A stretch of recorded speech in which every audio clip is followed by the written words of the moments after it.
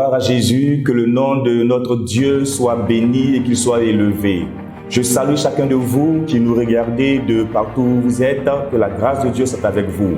Je suis le révérend pasteur Liadé Anissé Judicaël et je suis là dans le cadre de l'émission Dans sa parole.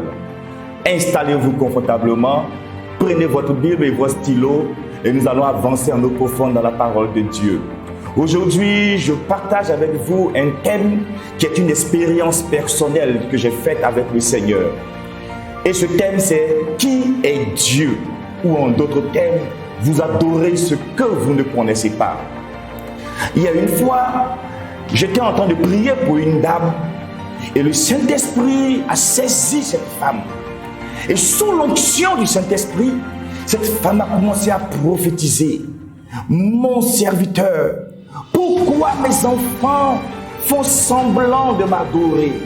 Pourquoi mes enfants font-ils semblant de m'adorer? Ne savent-ils pas que je vois à l'intérieur de leur cœur? Ne savent-ils pas que je lis leurs pensées? Ne savent-ils pas que je sais tout ce qui se passe à l'intérieur d'eux? Dis-leur qu'ils ne peuvent rien me cacher. Pourquoi font-ils semblant de m'adorer? » Et la dame était en pleurs. Je sentais le cœur de Dieu déchiré. Je sentais l'Esprit de Dieu vraiment en train de gémir à l'intérieur de la dame. Simplement parce que les hommes ou les chrétiens faisaient semblant d'adorer Dieu. Quand je suis rentré à la maison et que je réfléchissais à cette expérience, mon esprit était perturbé en moi-même. Mais donc Dieu voit à l'intérieur des hommes. Et donc les chrétiens qui sont à l'église, plusieurs sont des chrétiens de façade. Plus ce sont des chrétiens qui n'adorent pas Dieu. Et alors dans le livre d'Ésaïe au chapitre 22 au verset 13, Dieu dit, j'ai lu, Dieu dit que ce peuple m'adore, il me prie du bout des lèvres, il me prie selon des rituels, oui, traditionnels, mais leur cœur, leur âme est éloignée de moi. Mais j'ai compris que dans nos églises, nous avons beaucoup de chrétiens qui sont des ritualistes, c'est-à-dire qui prient selon des rituels. Ils viennent, ils s'asseyent et ils prient comme c'est ce qu'ils font, la même chose qu'ils font depuis 10 ans, depuis 5 ans, depuis 2 ans, depuis 3 ans. Mais dans la réalité, c'est un ensemble de rituels. Le groupe musical doit chanter, les choristes doivent prester. Et alors, l'église est remplie de ritualistes. Mais il y en a très peu qui touche le cœur de Dieu. Quand on dit adorons le Seigneur, on voit des chances. Oh Seigneur, Seigneur. Mais dans la réalité, ce sont les lèvres qui bougent. Mais le cœur a un problème. Le cœur n'est pas en contact avec Dieu. Et Dieu a vu ça. Et Dieu m'a parlé de cela. J'ai décidé de sonder la face de Dieu afin qu'il m'instruise sur comment faire, moi en tant que pasteur, berger, oui, d'une communauté, comment faire afin d'amener le chrétien lambda qui m'écoute ou bien que j'enseigne à rentrer en contact avec Dieu et à pouvoir prier Dieu pour que lui-même, dans son fort intérieur, il sente qu'il est rentré en contact avec Dieu. Alors Dieu m'a conduit dans sa parole. Dans le livre de Jean au chapitre 4, lisons à partir du verset 20. Il est écrit: nos pères ont adoré sur cette montagne. Et vous dites, vous, que l'endroit où il faut adorer est à Jérusalem. Le verset 21. Femme, lui dit Jésus, crois-moi, l'heure vient où ce ne sera ni sur cette montagne, ni à Jérusalem que vous adorerez le Père. Verset 22. Vous adorez ce que vous ne connaissez pas. Nous adorons ce que nous connaissons, car le salut vient des Juifs. Verset 23. Mais l'heure vient, et c'est maintenant, où les vrais adorateurs adoreront le Père en esprit et en vérité, car ce sont de tels adorateurs que le Père recherche. Verset 24. Dieu est esprit, et il faut que ceux qui l'adorent en esprit et en vérité. Nous assistons là à un discours entre Jésus et une dame, elle était samaritaine. Et Jésus parle à cette dame en lui disant mais vous n'adorez pas ce que vous connaissez. Choc. Une femme qui a adoré son Dieu pendant des années. Parce qu'en ce temps, les pharisiens adoraient sur une montagne appelée Garizim. Et les Juifs adoraient sur une montagne appelée Mont Sion, sur laquelle le temple avait été bâti. Et au niveau de Garizim, les Samaritains avaient également bâti leur temple sur Garizim. Parce que les Samaritains, étant donné qu'ils étaient un peuple mixte, juifs et mélangés à d'autres personnes, ils n'avaient pas le droit de descendre à Jérusalem pour adorer. Et entre les deux personnes, il s'est alors commencé une discussion de où on doit adorer. Qui on doit adorer. Et alors Jésus lui dit, toi, tu n'adores pas ce que tu connais. Ou bien tu adores ce que tu ne connais pas. De même aujourd'hui, dans nos églises, de nombreux chrétiens qui ont accepté Jésus, oui, ils adorent un Dieu qu'ils ne connaissent pas dans la réalité. Ils se sont juste contentés ou bien limités à accepter Jésus selon Jean chapitre 1 verset 12. À tous ceux qui l'ont reçu et à ceux qui ont cru en elle, elle a donné le pouvoir de devenir enfant de Dieu. Ils se sont limités à ça. Mais quant à la connaissance de ce Jésus, la connaissance de ce Christ, ils ont des problèmes. Ils ne sont pas allés plus loin que ça. Et alors ça se constate par leur vie. Ceux-là, ce message que je prêche aujourd'hui est pour eux. Qui est Dieu? Ou vous adorez un Dieu que vous ne connaissez pas encore? Parce que si vous le connaissez, la nature de votre adoration va changer. La dimension de votre adoration va changer. La manière de vous rapprocher de lui va changer. Votre comportement va être impacté. Votre vie va être profondément transformée. À tel point que la connaissance de ce Dieu que vous avez accepté à travers la personne de Jésus va impacter votre être intérieur et extérieur. Et votre adoration va entrer dans une autre dimension. Au verset 20 ici, Jésus était en train de dire à la femme samaritaine que les modèles selon lesquels vous avez adoré Dieu avant, ces modèles sont sur le point de passer. Il y a un nouveau modèle selon lequel Dieu va être adoré. Et Jésus dit à cette femme, ce nouveau modèle d'ailleurs, il doit se faire en esprit et en vérité. Le contact, le rapprochement avec ce Dieu doit se faire en esprit et en vérité. Pourquoi? La réponse est au verset 24. Parce que Dieu est esprit. Et comme Dieu est esprit, ceux qui doivent se rapprocher de lui pour l'adorer doivent le faire en esprit. Ici, le mot esprit ressort 3 fois. Et c'est là-dessus que ma réflexion s'est appuyée. Quand le Saint-Esprit disait, mais beaucoup de mes enfants m'adorent en faisant semblant, ils ne m'adorent pas en esprit. Je me suis posé la question, mais comment adorer Dieu en esprit? Ou en d'autres termes, comment le chrétien qui a accepté Jésus peut-il devenir un adorateur de Dieu en esprit et en vérité? Voici la question que le chrétien doit se poser, que tu dois te poser et tu dois trouver la réponse. Mais je vais t'aider à trouver la réponse. Comment arriveras-tu à adorer Dieu en esprit et en vérité?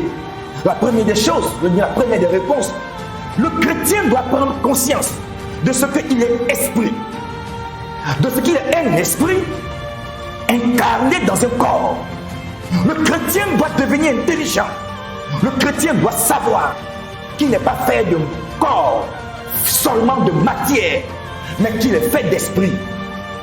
La Bible dit dans le livre de Deutéronome, en son chapitre 6, au verset 5, et je cite, « Tu adoreras l'Éternel ton Dieu. » Dans d'autres versions, il est dit, « Tu aimeras l'Éternel ton Dieu de toute ton âme, de tout ton cœur et de toute ta force. » Jésus a repris ce même passage dans le livre de Matthieu, chapitre 22, en disant, « Tu adoreras ou tu aimeras l'Éternel ton Dieu de toute ton âme, de tout ton esprit, de toutes tes pensées et de toute ta force. » Alors, l'homme doit comprendre qu'il est constitué de son corps, à l'intérieur duquel se trouve son âme et son esprit. La Bible dit dans le livre de Proverbes, au chapitre 20, au verset 27, que Dieu a donné à l'homme son esprit, c'est-à-dire l'esprit de l'homme, l'esprit humain, son esprit comme une lumière pour explorer son être intérieur et le conduire dans la voie de la sagesse.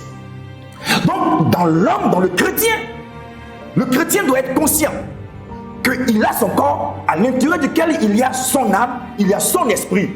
Maintenant, celui qui a accepté Jésus comme Seigneur Sauveur, il y a en lui une troisième entité spirituelle qui est le Saint-Esprit. Donc sur 4 éléments à l'intérieur de nous, il y a 3 qui sont spirituels, 3 qui sont esprits. Il n'y a qu'un seul qui est physique, c'est notre corps. Donc le chrétien est plus esprit que physique. Je le répète. Donc le chrétien est plus esprit que physique. Tu n'as que ton corps que tu vois. Mais à l'intérieur de ce corps, il y a ton âme, il y a ton esprit et il y a l'esprit de Dieu pour ceux qui ont accepté Jésus.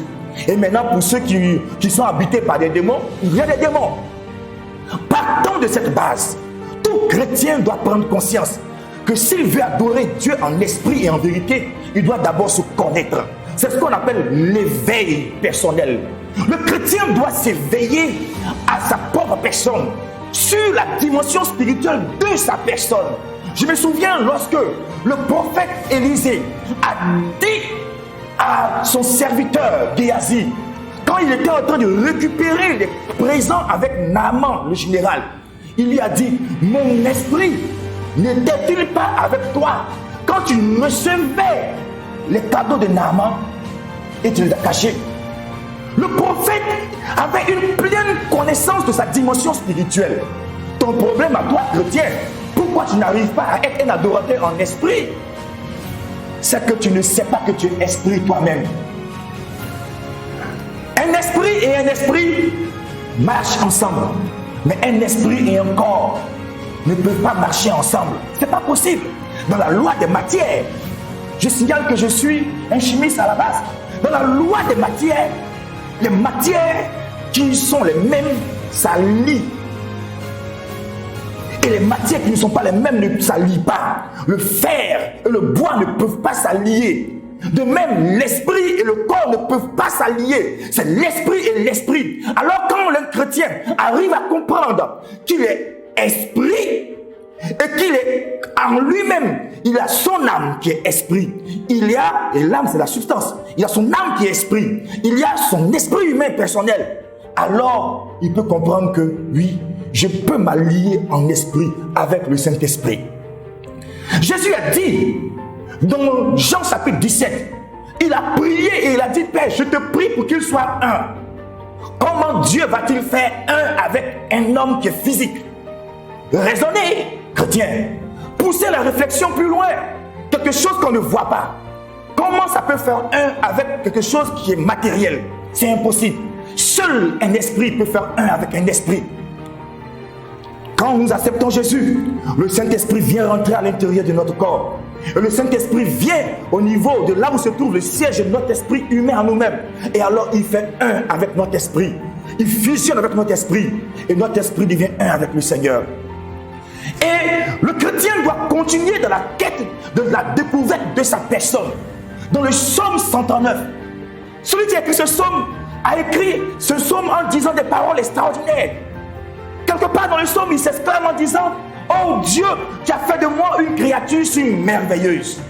Je voudrais dire au passage aux chrétiens qui se méprisent, qui regardent leur corps, qui regardent leur être, qui regardent leur style, et puis qui se méprisent. Faites attention, arrêtez de vous mépriser, parce que Dieu a fait de vous des êtres si merveilleux. Et alors, vous devez savoir qu'en tant qu'être humain, vous avez à l'intérieur de vous 2 centres de décision et un centre d'action. Le centre de décision, ce que je dis peut sembler difficile à comprendre, ça peut ressembler à des os pour quelqu'un. Mais si quelqu'un arrive à le saisir, il aura la nourriture qu'il faut pour décoller dans sa présence de Dieu et dans la parole de Dieu. Nous avons nous 2 centres de décision. Et ces 2 centres de décision se trouvent au niveau de l'esprit. Notre âme est notre premier centre de décision. Et notre esprit humain est notre second centre de décision. Et quand ces 2-là, oui, sont en train de se battre à l'intérieur de nous pour prendre une décision, quand une décision est arrêtée par celui qui est le plus fort, alors notre corps, qui est notre centre d'action, ne fait que réaliser. Et la Bible dit dans le livre de Marc, dans son chapitre 7, Jésus a dit c'est de l'intérieur de notre cœur, c'est-à-dire de l'intérieur de notre âme, que viennent les choses qui sont mauvaises. Le vol, le mensonge. L'âme, c'est le centre de décision émotive, de ce qu'on ressent, de ce qu'on a envie de faire, là où le plaisir naît. Et Dieu se sert que beaucoup de chrétiens dans ce centre de décision soient animés d'émotions souillées, d'émotions impures, d'émotions de convoitise, de fornication, de méchanceté, de jalousie, mais en quelque sorte, beaucoup d'émotions qui traînent vers le bas.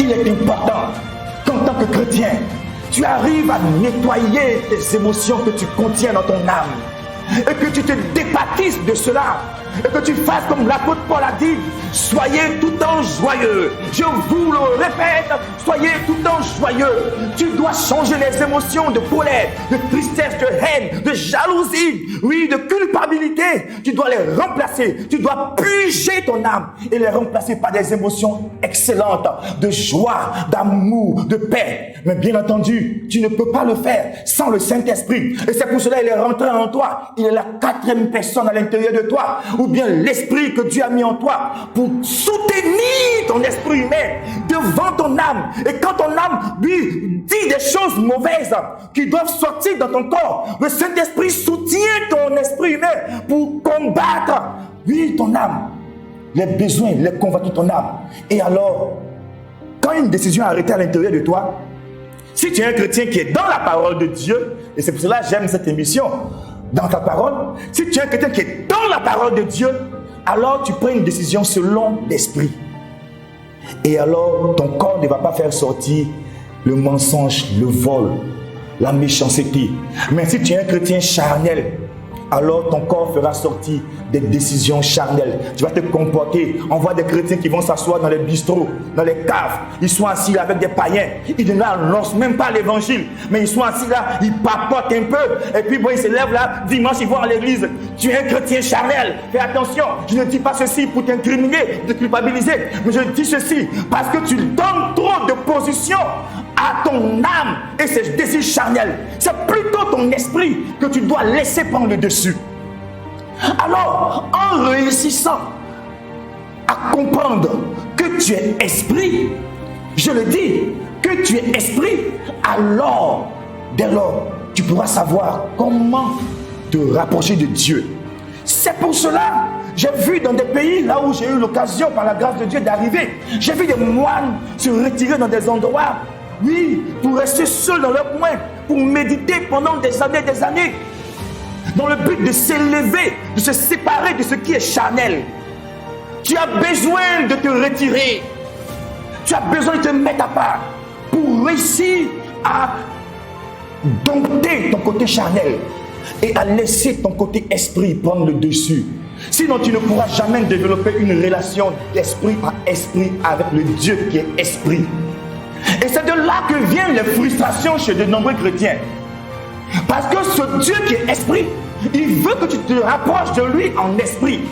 Mais toi, tu le fais dans la chair, dans le physique. Ça ne marchera pas.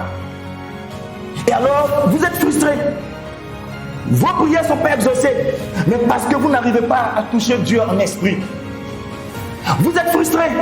Vous ne voyez pas de vie chrétienne victorieuse. Mais parce que vous n'arrivez pas à entrer dans la présence de Dieu en esprit. Voici le problème. Et la deuxième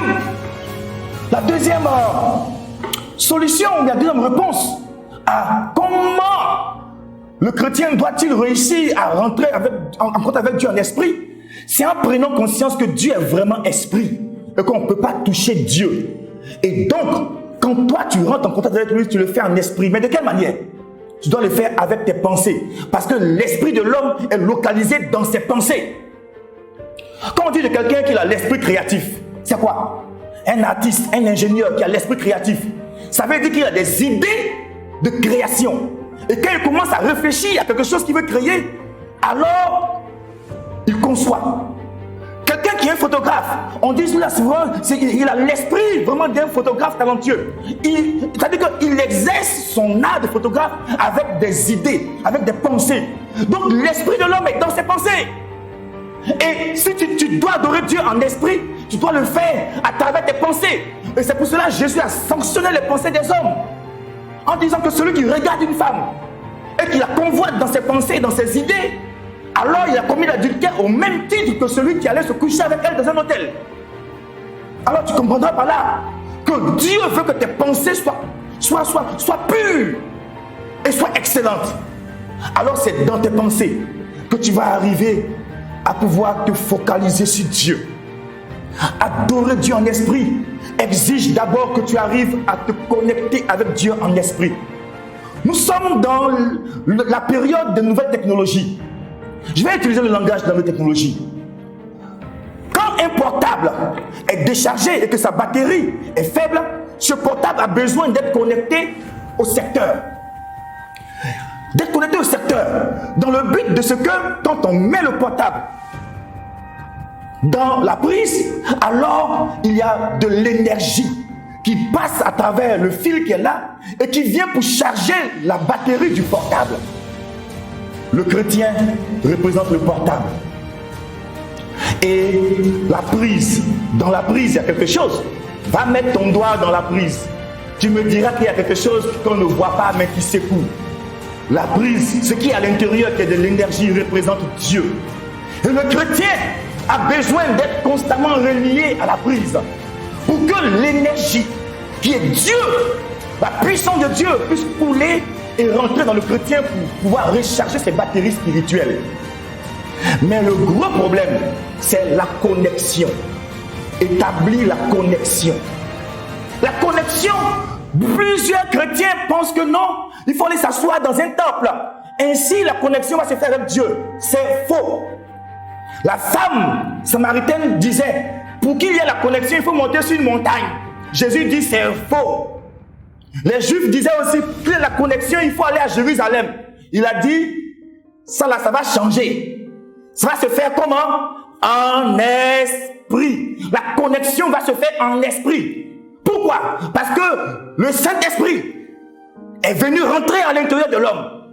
Et Dieu étant à l'intérieur de toi, alors ta connexion avec le Seigneur va se faire en esprit. Est-ce que c'est compliqué? Ça peut être l'air d'être un peu compliqué, mais suis-moi attentivement.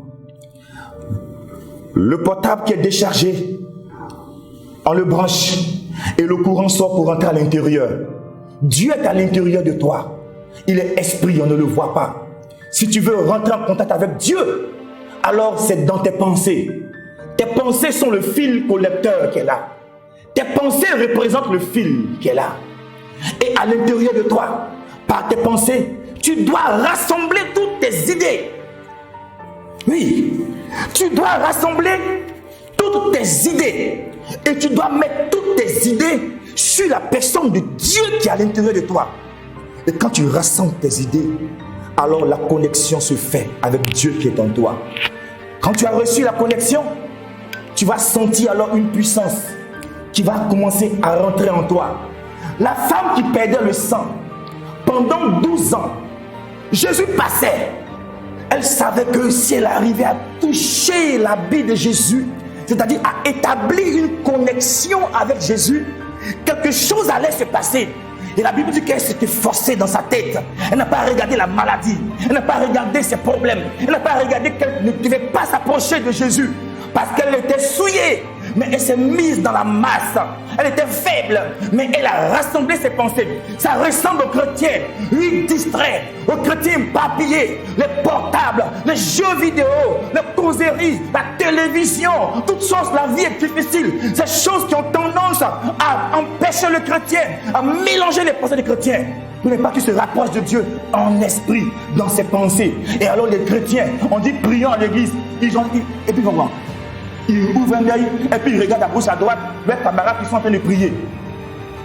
Ils sont en train de lire la Bible. Et puis ils touchent leur portable. Ils sont en train de je ne sais pas faire quoi avec Dieu. Et puis la distraction vient d'entrer dedans. Ça coupe la connexion. La Bible dit que la femme, quand elle s'était forcée et qu'elle a touché l'habit de Jésus, alors il y a une force qui est sortie de Jésus qui est rentrée en elle. Parce qu'elle avait touché Dieu. Et celui qui arrive à toucher Dieu, il y a toujours une énergie qui sort de Dieu pour entrer en lui. Le mot Dieu, c'est un acronyme. Dieu signifie divinité, inconnu, énergie, universelle. C'est un acronyme divinité inconnue, énergie universelle. Donc celui qui se rapproche de lui, il y a une énergie qui sort de lui et qui rentre à l'intérieur de lui. Mais pour ce faire, il faut la connexion. Si tu n'arrives pas à créer la connexion, tu ne pourras jamais. Jésus a dit à la croix, tout est accompli. Ça veut dire qu'en ce qui concerne Dieu, il a tout fait pour sauver les hommes. Mais toi, tu dois faire ton effort pour établir ta connexion. Et c'est là que le chrétien pêche. C'est là que le chrétien n'arrive pas. C'est là que le chrétien, c'est le bas blesse du chrétien. Parce que le chrétien regarde ses problèmes, il ne peut pas mettre la connexion. La Bible dit que l'apôtre Pierre, Jésus lui dit, marche sur l'eau. L'apôtre Pierre commence à marcher, il voit que l'eau est froide, il voit qu'il y a le vent, il perd la connexion avec Jésus. Et alors il rentre dans l'eau, il s'enfonce. Quand tu regardes tes problèmes, tu perds la connexion. Quand tu penses à tes soucis, tu perds la connexion. C'est pour cela que Jésus a dit, mais ne vous inquiétez pas de ce que vous allez manger, de ce que vous allez vous habiller, parce qu'un vrai enfant de Dieu, tel qu'il est écrit dans le livre du Psaume 89, que vous êtes des dieux. Vous êtes des dieux, mais cependant, vous mourrez comme les hommes, comme un quelconque prince. Quand vous n'arrivez pas à établir la connexion à l'intérieur de vos pensées, alors vous aurez des problèmes. Dans le psaume 38, David dit, je tourne mes regards vers le temple. Le temple, ce n'est pas le bâtiment qui est dehors. Le temple, c'est ce qui est là. À l'intérieur, il y a le Saint-Esprit. Et par tes pensées, tourne tes regards à l'intérieur. Établis la connexion avec le Saint-Esprit qui est en toi. Concentre tes pensées. Tu as dû remarquer que quand tu veux commencer à prier, tes idées vont ici, tes idées vont là. En science, il est dit, en neurosciences, il est dit que l'homme peut avoir près de 150 000 idées en l'espace de 10 minutes. Donc tes pensées, ça va comme ça. Et donc il y a des problèmes pour que tu te concentres. Mais je t'assure, quand tu arrives à établir la connexion entre ton esprit et le Saint-Esprit qui est en toi, tu vas commencer à sentir des vibrations. Job a dit qu'il y a une nuit, un esprit est passé derrière lui. Un esprit, c'est esprit, on ne voit pas. Mais quand l'esprit est passé, il dit qu'il a senti des frissons. Et ses poils se sont hérissés. Pour nous qui sommes allés au champ et pour vous qui êtes allés au champ, quelquefois quand tu passes dans un endroit, une forêt sombre, tu as des frissons. Tu dis, on dirait qu'il y a quelque chose ici. Effectivement, celui qui se rapproche de Dieu va commencer à sentir son corps être impacté par la puissance de Dieu. Et ça va créer alors quoi? Un téléchargement de puissance. Un téléchargement de puissance, comme, le portable qui arrivait à être branché, là où le courant est. Quand le courant rentre, le portable est téléchargé. La batterie se télécharge de force, de puissance. Chrétien, tu n'arrives pas à être puissant que le sorcier parce que tu n'arrives pas à mettre la connexion entre toi et Dieu en esprit. Et donc, quand le sorcier te regarde, il n'a pas peur de toi. Ta batterie de puissance est déchargée. Chrétien, tu n'arrives pas à te guérir des maladies. Les petits palus, les petits problèmes. Tu es en train de gérer des maladies. Dans ton placard, tu as pile de médicaments parce que tu n'es pas connecté à la puissance, au Dieu, mais en esprit. Tes pensées sont distraites et Satan, se sert du monde développé, hyper connecté, pour te dire la solution est dans le monde. Pourquoi tu as prié pour un palu pendant qu'à la pharmacie il y a un médicament? Va payer le médicament et puis traite ça. Alors tu ne peux plus expérimenter la puissance de Dieu. Tu sais, il faut que tu saches comment tu dois marcher avec le Dieu esprit. Ça commence d'abord par l'adoration. Les esprits aiment l'adoration. Mais il est important que tu arrives d'abord à amener tes pensées sur le Seigneur. Tu aimeras le Seigneur de toute ta force, de toute ta pensée. Souligne-le dans ta Bible. Tu aimeras le Seigneur de toute ta pensée. Ta pensée ne doit pas être partagée entre autre chose et le Seigneur. Quand toute ta pensée est sur le Seigneur et que tu sais concentrer toutes tes idées sur le Seigneur, c'est comme si tu concentres toute ton énergie sur la personne de Dieu. C'est dès lors que la connexion s'établit et ton adoration commence à toucher Dieu. Tu peux essayer cela maintenant là même. Dispose-toi. Ferme les yeux. Ne pense pas à une facture d'électricité que tu dois payer. Ça, c'est le monde qui est agité pour te perturber. Ne pense pas à ta maison que tu dois payer parce que tu n'as pas d'argent la situation de crise est venue et tu te demandes comment tu vas payer ta maison. Ne pense pas à la manière dont tu vas régler tel problème qui t'attend. Ferme simplement les yeux. Oublie ces choses. Et pendant que tes yeux sont fermés, oublie ces choses. Dieu n'est même pas assis quelque part là-bas. Il est assis à l'intérieur de toi. Amène tes idées à l'intérieur de toi, comme il est écrit dans le psaume 38. Tourne tes regards vers le Seigneur. Crois que maintenant, tu es en train de rentrer en contact avec le Seigneur. Crois que maintenant, tu es en train de rentrer par une porte où l'Éternel, ton Dieu, est assis. Et tu rentres devant le Seigneur. Pense fortement à ça. Imagine toi-même, dans tes pensées, tu es en train de rentrer devant Dieu. Alors, tu vas commencer à sentir que tu es devant Dieu. Commence maintenant à parler. Éternel mon Dieu, je suis venu pour te rencontrer. Je suis venu pour établir le contact entre moi et toi. Je suis venu pour te rencontrer en esprit. Non pas avec les yeux physiques. Non pas avec mon corps. Mais je suis venu pour te rencontrer avec mon esprit, mes pensées. Et je sais que tu es là à l'intérieur de moi. Je suis devant toi. Je veux établir le contact avec toi. Et je veux que ta puissance rentre à moi. Ta vie rentre à moi.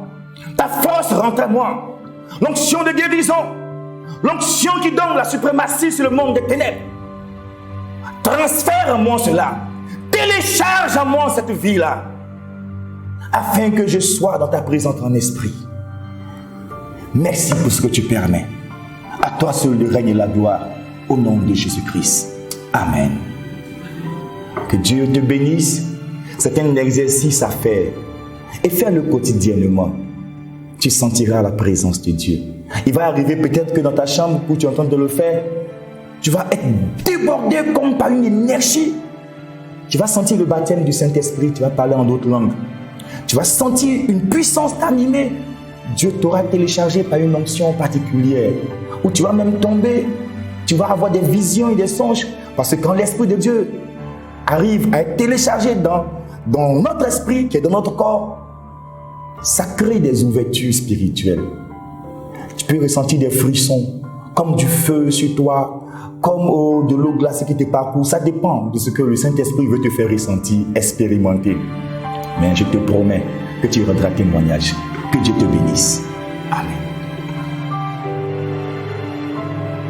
Vous avez été bénis, ce message vous a fait énormément de bien, alors nous vous encourageons à partager cette vidéo et à vous abonner à nos différentes pages Facebook et YouTube 1615 TV.